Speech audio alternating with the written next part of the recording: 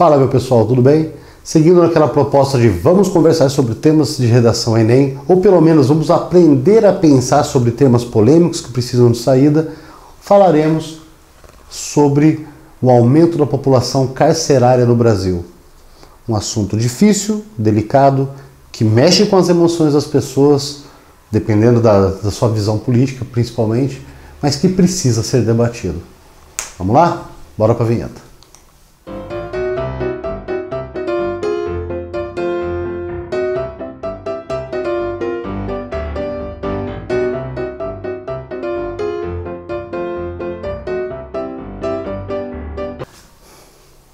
Pessoal, uma coisa é fato e é inegável. Hoje nós temos um problema muito sério de inchaço na população carcerária do Brasil, ok? É um problema que é facilmente perceptível. Nós temos estudos como esse que está aparecendo aqui agora, feito pelo Instituto Avante Brasil, que demonstra, que traz um dado bizarro. Olha isso. Em 2010, a nossa população carcerária era de 498.500 presidiários. A projeção para 2034 é de que isso vá para 2.297.400 indivíduos, ultrapassando os Estados Unidos, que hoje possui a maior população carcerária do mundo. Só para você ter uma ideia, em 2010 nós tínhamos 498 mil indivíduos presos. Hoje, 2019, eu estou pegando dados de 2019, os de 2020 eles não estão atualizados, nós temos 773 mil indivíduos encarcerados. A população carcerária tende a inchar. E dá para falar de um monte de teses para isso. Primeiro, por que isso acontece? Vamos falar de algumas teses possíveis. Graças à desigualdade social. Então vamos entender o que eu quero dizer com isso. A desigualdade social empurra o indivíduo para a criminalidade. Ah, mas isso é polêmico demais. Mas é polêmico. E a minha intenção aqui não é assumir posição política nenhuma.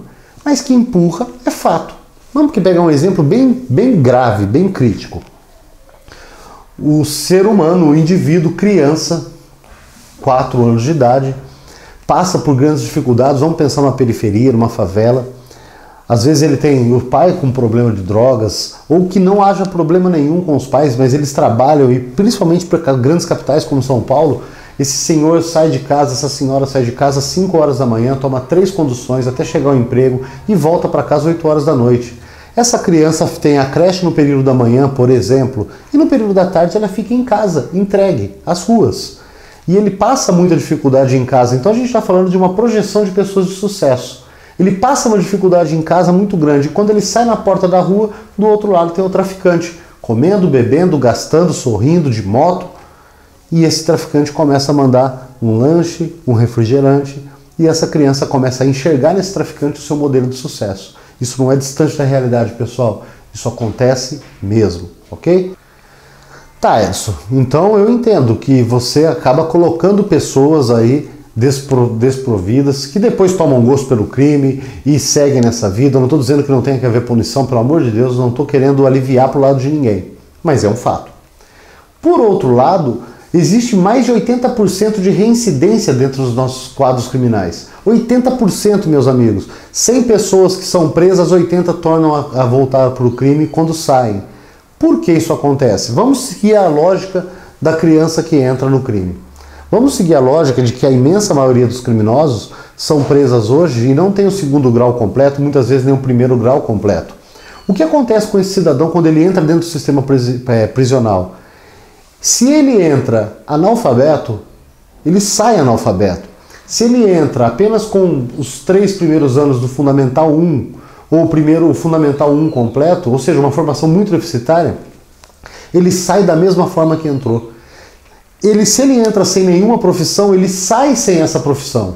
Ele sai pior do que entrou pelo convívio com os outros presos, muitas vezes com crimes muito mais contundentes do que o dele, e ele sai sem a formação. Então, racionalmente falando, o que sobra para esse indivíduo quando volta para o mercado de trabalho? Ele já traz a alcunha de ser ex-presidiário, isso é inegável. Então ele já vai ter dificuldades naturais para se recolocar no mercado de trabalho por isso. E se recolocar no mercado de trabalho para o qual ele não tem aptidão nenhuma. Então, querendo crer que ele tentou voltar para o mercado de trabalho, ele retorna para o crime porque é a única coisa que ele sabe fazer e ele precisa, como todos os outros, comer. Ok? Então o que fazer? Então eu tenho aí duas boas teses? Tenho duas excelentes teses, inclusive. A falta de formação, o complemento da formação desse indivíduo. Não estou falando que esse cara tenha que sair engenheiro, mas que ele saia encanador, que ele saia mecânico, que ele saia padeiro, eletricista, alguma coisa desse tipo. E, por outro lado, a desigualdade social que empurra a periferia, as crianças menos desfavorecidas, que infelizmente alimenta o mundo do crime. Ok? Como que a gente resolve isso? Eu vou trazer para vocês o exemplo de algo que nasceu aqui na minha cidade, de onde eu estou falando agora, que é São José dos Campos. É um exemplo muito bacana. Existe uma coisa que já está espalhada pelo Brasil e pelo mundo chamada APAC, que é a abreviatura de Associação de Proteção e Assistência aos Condenados. Ela foi fundada aqui em São José dos Campos em 1972 pelo jornalista Mário Ottoboni, cujo filho eu conheço. Ok? E qual é a proposta dessa entidade, que já está espalhada pelo Brasil inteiro e pelo mundo? Eu lembro de muitas vezes pessoas da Suécia, do Japão, virem para o Brasil conhecer o modelo prisional da APAC. Qual que é a grande diferença? Os presos não são misturados com outros presos de crimes diferentes, com delitos maiores ou menores. Então, ladrão de banco está com ladrão de banco, ladrão de galinha está com ladrão de galinha.